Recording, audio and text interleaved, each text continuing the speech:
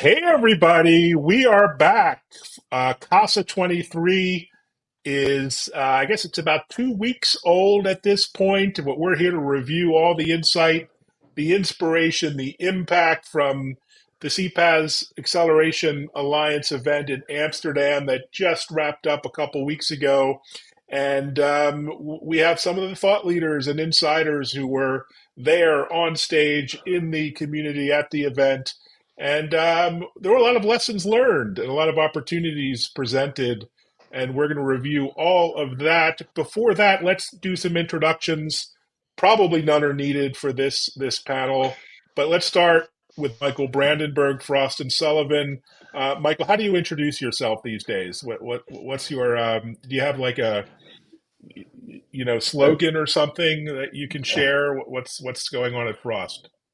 Um, yeah, no, senior industry analyst. I'm part of the connected work team, which is our branding for that entire enterprise communication stack. So I'm one great cog in a great team following the market. Well, you're my favorite cog, so thanks Okay. for joining. My second favorite cog needs no introduction. Dave Michaels of Talking Points with a Z. Dave, you look very comfortable, very relaxed there. Is this the new European lifestyle? This This working this out for you? this is the European lifestyle. Yep, I'm living on red wine in Portugal and stroop waffles from Amsterdam. So great place to be. And But but who are you? What for those who don't know, Talking Points with a Z? industry analyst for enterprise communications. I'm part of the connected work team. Is that what it's called, Michael? I didn't catch that. But yeah. So unlike Frost, I'm just a one-man company and cover enterprise communications broadly. Come on, just a one man. You're downplaying yourself. You're the man in I'm a enterprise very big communication. man. We'll leave it at that. And of course, Alan Percy. How long have I known you, Alan? Like 25, You 20 know, years? that's one of the things. As a matter of fact, one of the interesting things about some of this last couple of weeks with some of the events, you run into some people, and we're kind of some of the numbers included things like 90s.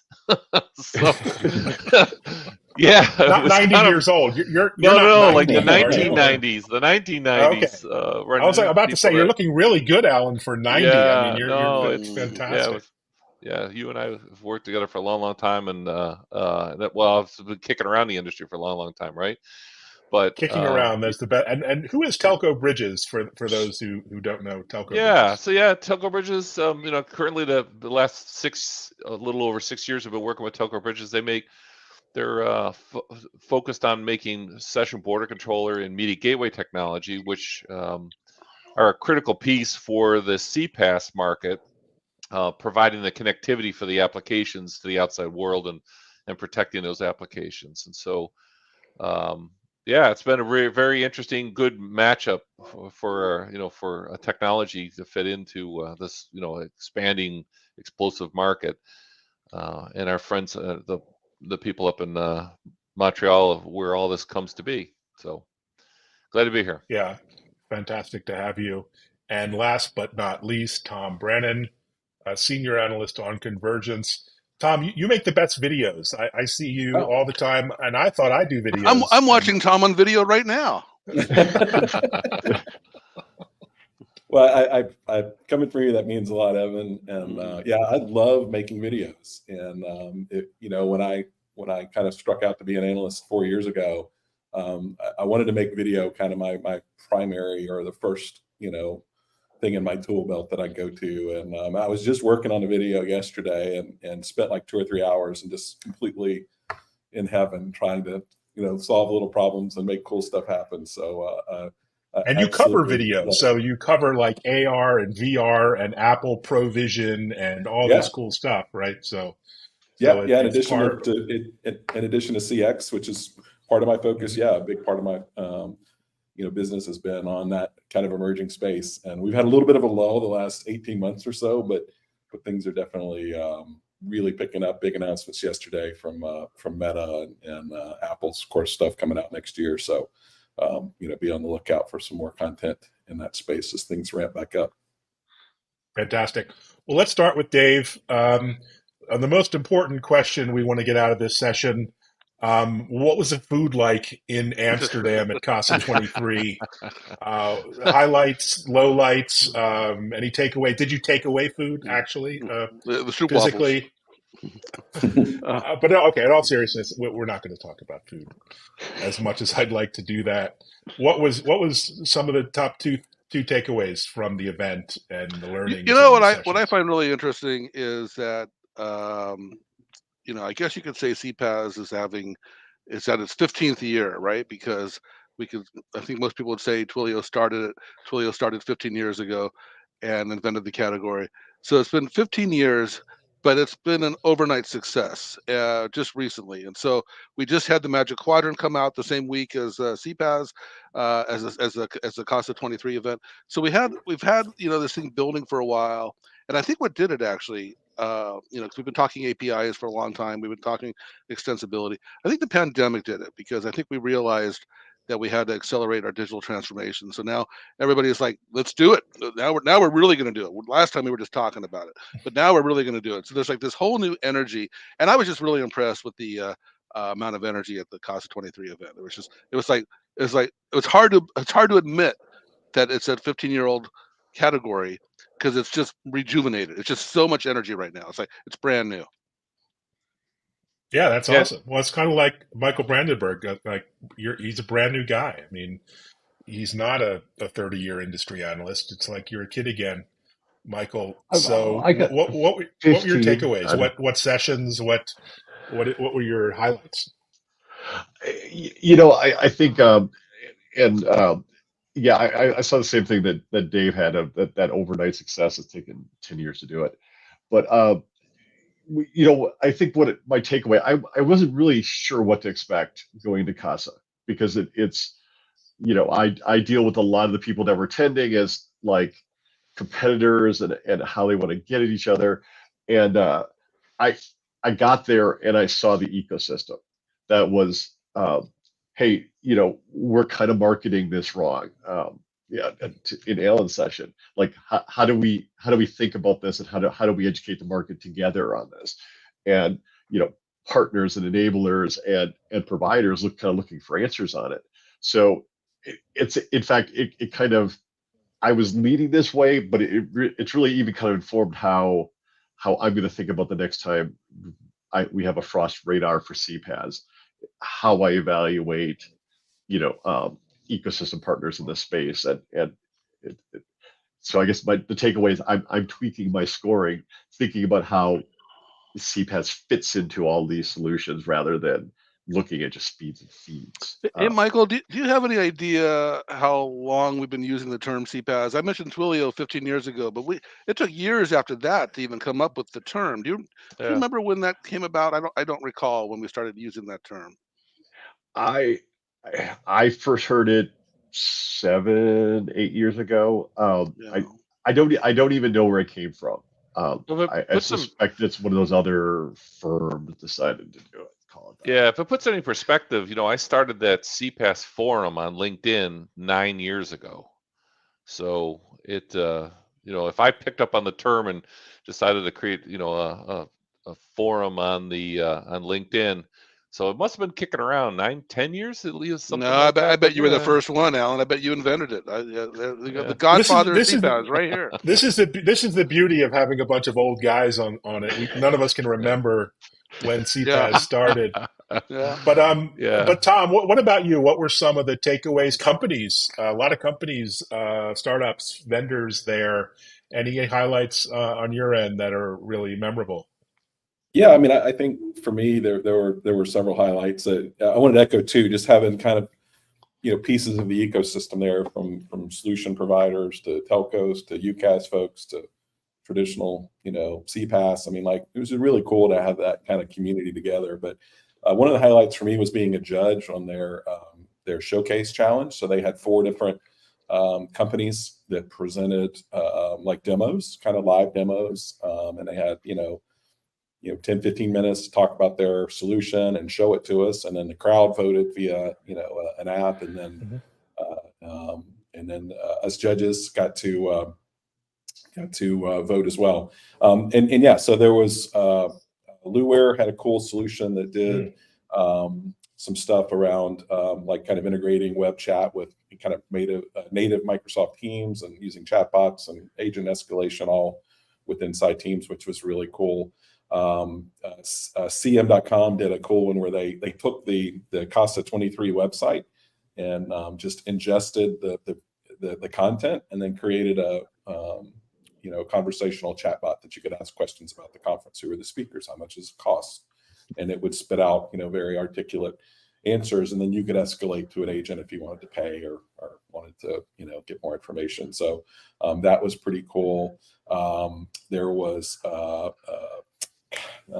blanking on the name, but the one that won was Radisys, who they had a cool one where they had like camera, like security video feeds, and they're able to just build a very simple rule that if you see fire in this part of this video feed, then we want you to send an email, record the video, and send that to the appropriate people, as well as make a phone call and call a supervisor and that kind of thing. So that was really cool. And yeah, I mean, that was just seeing it in action, seeing these real tools going beyond just simple, we can generate an SMS text message, which is a lot of people think that's all really CPaaS can do.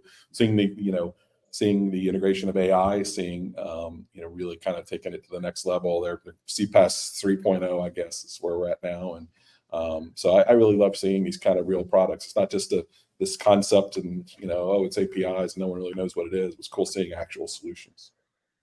Yeah, and Dave, any favorite children you want to call out here from the event? Vendors you want to mention? I know you're supposed to be neutral territory here. I hate them all equally. It's okay. But and they hate you equally too, so it's kind of simpatico. But I was actually on a briefing yesterday, a CPaaS briefing yesterday, and I got called out in the studio audience for my RCS questions. And so I was actually quite pleased at Casa 23 that Infobip actually did a case study, and it was about RCS, and it was actually a great success story. And so, and Infobip is a company, is a great example, a company that's kind of off my radar, right? And so I don't really know a lot about them. They're let's see, where were they based? They're based in UK, I think it is. And the woman that was presenting was from Sweden. And so they presented a success story with RCS, and they said, I recall it was they ended up getting 66% more engagement with by switching to RCS, and I thought that was really interesting because RCS could, in the US where so much iPhone dominance, just the fists come out and people want to start having a barroom brawl.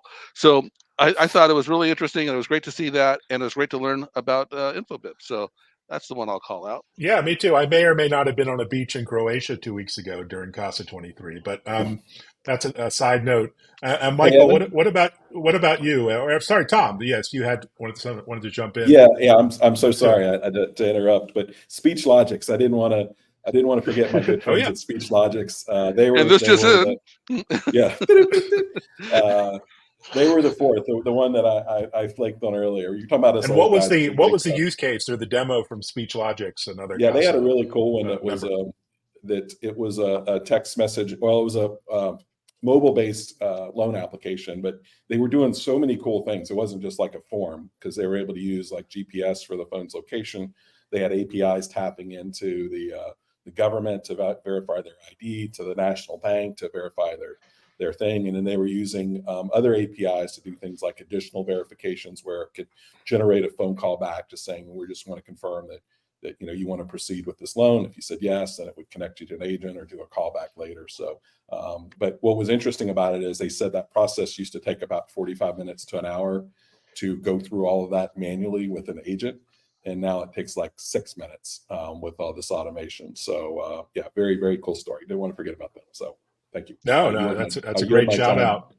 I yield my time back. I was going to ask Michael, with Frost, you put together these amazing market maps. I'm not sure what you guys call it, but how do you reconcile? How do you think about the landscape now with all these interesting vendors that are all different and unique?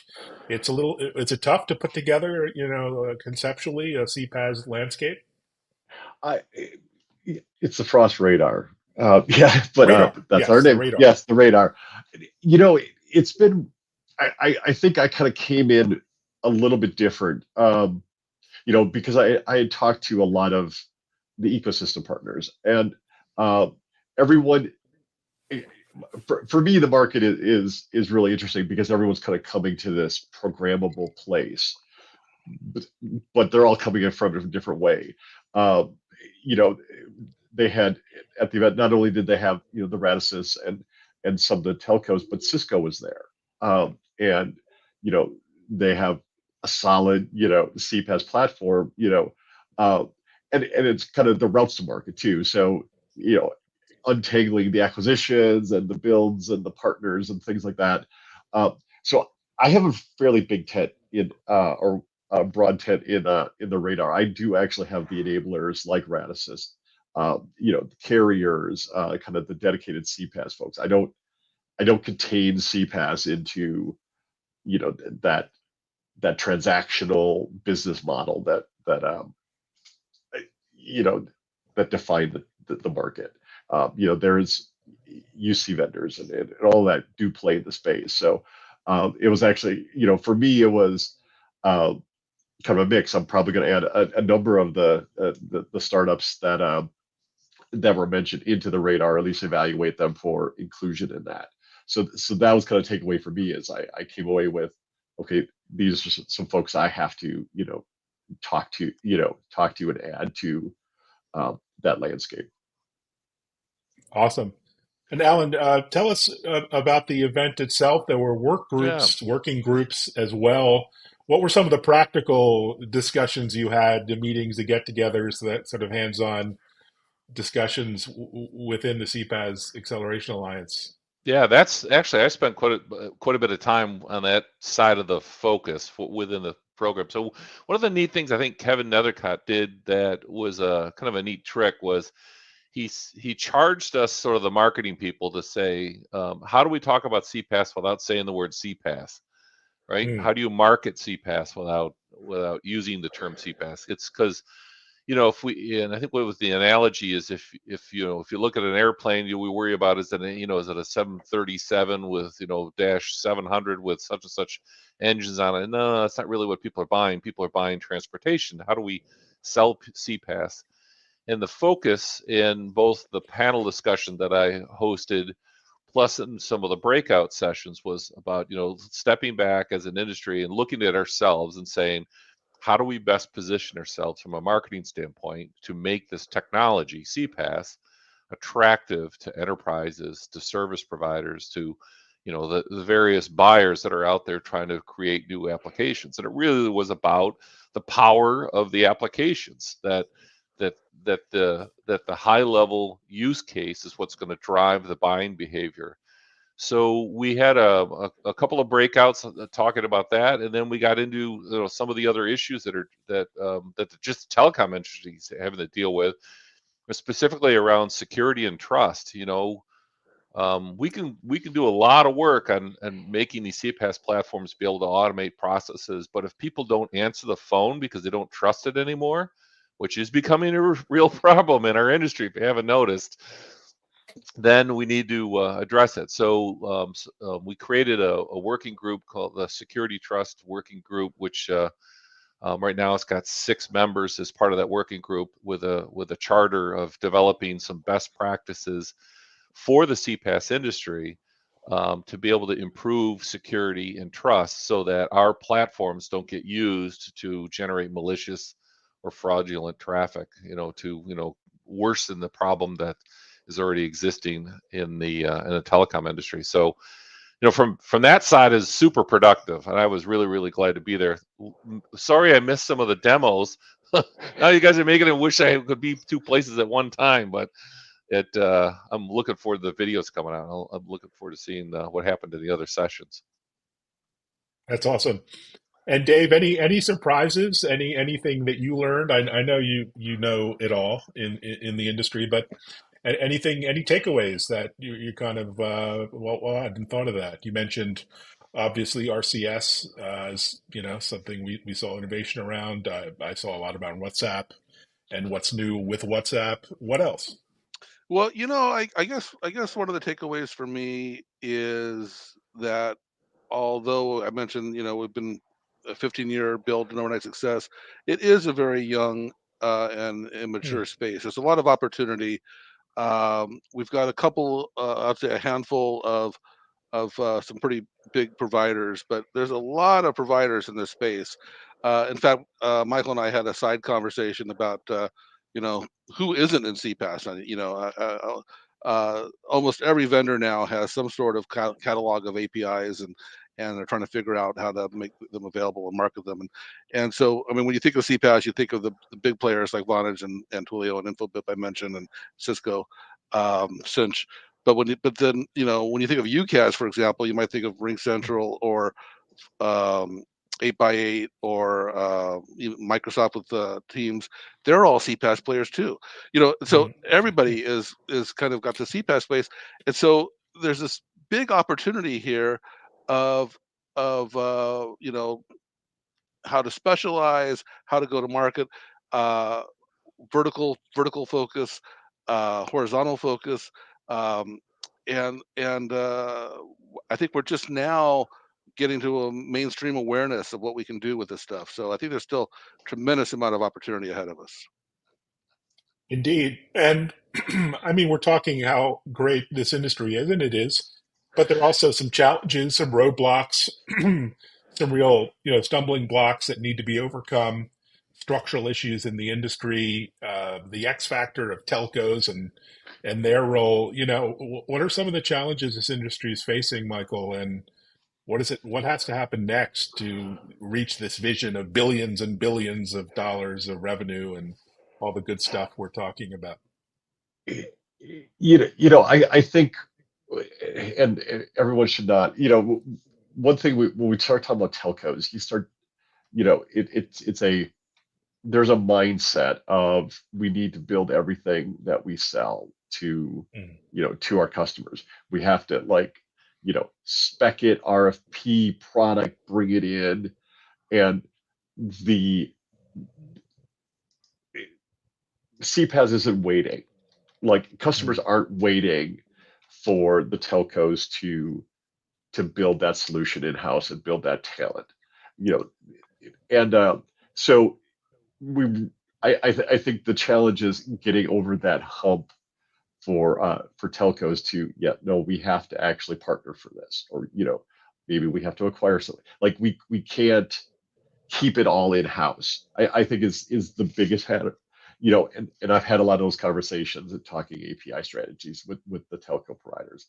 Um, and at the same at the same time, I think those providers, or the partners, there's been a lot of consternation, I guess, in about how they get paid and how who takes that risk of launching a CPaaS product for a telco and partnering together, and and and and a few companies have fallen by the wayside because they couldn't quite get that model and make it sustained for themselves. So it's understanding that this is an ecosystem, and everybody needs to get their due, I think is what's kind of blocking that.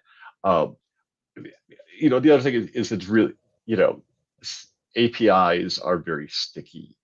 Once you kind of code to those, mm, it's hard to break that. So kind of everything we said, that pandemic acceleration, I think were very tactical moves.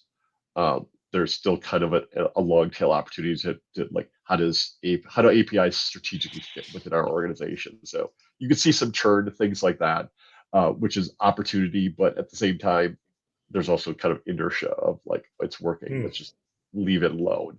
So that opportunity versus inertia, you know, and really trying to live in this ecosystem and think about it as an ecosystem and not just a whole bunch of competitors in the space. I think those are great thoughts. But I want to add one thing to that, Michael. I think we hear a lot about this in enterprise communications in general about commoditization, and in CPaaS, SMS is the same. There's only so much you can do with these various technologies and modalities. And as a technologist, I always want to figure out who's got the best who's got the best SMS. I got to figure out who's got the best SMS. But I think in CPaaS, we're already kind of at this point, probably earlier than other technologies, where it's not really about the technology. It's really about the onboarding, the support, the languages that are supported, the billing methods and billing models. And I think that that's really going to allow a lot of differentiation with these providers. I think every one of them is going to offer SMS, and someday everyone will offer RCS. But uh, but how they support it and how they enable their customers to be successful is where the real rubber hits the road. I would agree with that, and I think there's right. We're past, if as you said, there's a whole bunch of commodity technologies there of SMS and voice, and it's really differentiations to become with how can I add value to these commodity solutions. I have it's not about the best SMS. It's maybe about the best low code, no code solution for this industry, or the best marketing package or solutions, campaigns, what have you. But yeah, I think it is really a trick of finding the value, and delivering the value for customers. And I might add to Michael, what you just said. I think that no code, low code, having a toolkit, having sample software, having a framework to build your application for the particular vertical market that they're going after, I think is really what's going to make a differentiation. Because you're right, once you get underneath that first layer, the development environment, everything underneath that is kind of invisible to most of the, probably, especially the enterprise software developers. So at that point, it's just going to be how quickly can I get this stood up, and will it be reliable? And that'll probably make the big difference. And Alan, Telco Bridges, you're one of the sort of arms dealers to this industry. No offense. How do you approach, having, one platform, one software stack with so many different use cases and applications, and can you support them all? Can you do it all? And how do you as a vendor focus and niche down in some of these areas? What's nice about where we sit in the market is, like you said, we're down low in the stack, but we're very horizontal, right? And we, not only offer connectivity to CPaaS platforms, but all different kinds of other applications. And that's part of that's because of the standardization of SIP, right? That the fact that we chose a common protocol to use for our call control has made a huge difference. But it's the use cases that we see all kinds of crazy things. So one of our case study customers, Aircall, has built this business productivity contact center platform on Twilio, and to normalize the SIP traffic that comes in from all their international operators. They send them into our SBCs.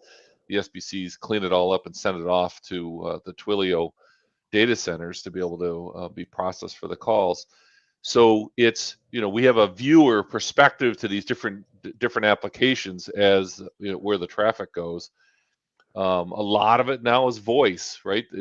CPaaS used to be the big, SMS generator, right, for all of our two-factor authentication applications. We were seeing more and more voice in CPaaS applications. So yeah, it's nice being part of that horizontal layer, because you get to see a lot of things from down there. And hopefully all this stuff actually comes to market and turns into real money. Yeah. Well, let's talk, Tom, about real money and getting to market. How quickly can this industry turn around new applications and get new services to market and innovate? I mean, that's what it's all about in the end of the day, right? Is doing something different, serving new business needs. Did you see a lot of that at CASA? Yeah, definitely. And I mean, I think it's one of the beauties of it is just how quickly it can innovate, just because of the nature of the technology. So, I think that's one of its superpowers, is its agility. I think that's not so much the challenge. It's just that market penetration. And we've talked a little bit about that already. It was one of the reasons there was a focus on telcos that we mentioned earlier as well, like just because they do have such a broad reach. And it hit me too when I think of telcos. I mean, I only think about AT&T and Verizon. Like that is telcos to me. But that's come on, T-Mobile. You left out the good one here. So I'm a T-Mobile customer, so I didn't mean to leave them out. But the point is, there's the rest of the world. There's thousands of telcos that are that are trying to innovate, and many of them are, if you talk to the European telcos. I was at Mobile World Congress earlier this year, and one of the messages that they all said, Orange and Deutsche, and they were all basically saying that their business is dying because of the pressure to keep low rates and the increased costs. Like they're getting squeezed, so they're having to be innovative. They're having to look at other ways to monetize their networks and infrastructure. So there is this kind of interest, kind of global interest in driving this. And as we think about taking a $20 or $30 billion market and growing it into a $100 billion market over the next 6 or 7 years, and that's what this alliance is trying to do. It's going to take new partnerships. It's going to take like telcos. It's going to take a different go-to-market delivery mechanisms. It's going to take new talent. It's going to take a lot. And I think that's one of the things that I respect about this alliance is like, what, we're going to stand up and try to do this. And I think ultimately that was one of the points of this conference. And why a lot of the folks were there. It's like, it's going to take all of us, to get together to grow this industry. It's not going to grow organically or naturally. It's not going to grow from 30 billion or 20 billion to 100 billion. It's not, it's going to take this kind of effort. It's going to take new partnerships. It's going to take new thought leadership. It's going to take new marketing. Everything we've talked about on this call, is kind of an outcome of this event. And I think, for this being kind of the first one, I think the next year should be twice as big, and we'll see it just grow from there. Yeah, twice as big would be good. Dave, you were skeptical maybe about the CPaaS Acceleration Alliance. You might be a believer now. You might be, they might have won you over. Yeah, you don't get to say that I was skeptical. I had a conflict. I had a conflict and I couldn't come, and then my conflict disappeared, so I came. But I think what's really what Tom is kind of touching on there is there's a number of things that are kind of swirling around in enterprise communications right now that are actually swirling right around CPaaS. And so, we haven't done the obligatory mention of AI, but Tom talked about that use case where it was identifying fire in a video, but a lot of AI is usage based and API based. In fact, I think API represents a huge opportunity for the CPaaS providers, and so I think we're going to see. We know AI is going to be growing, and I think it's going to grow largely as API type of services from CPaaS providers. We also have a new generation of mobility, 5G. This is part of what drove the Vonage acquisition by Ericsson.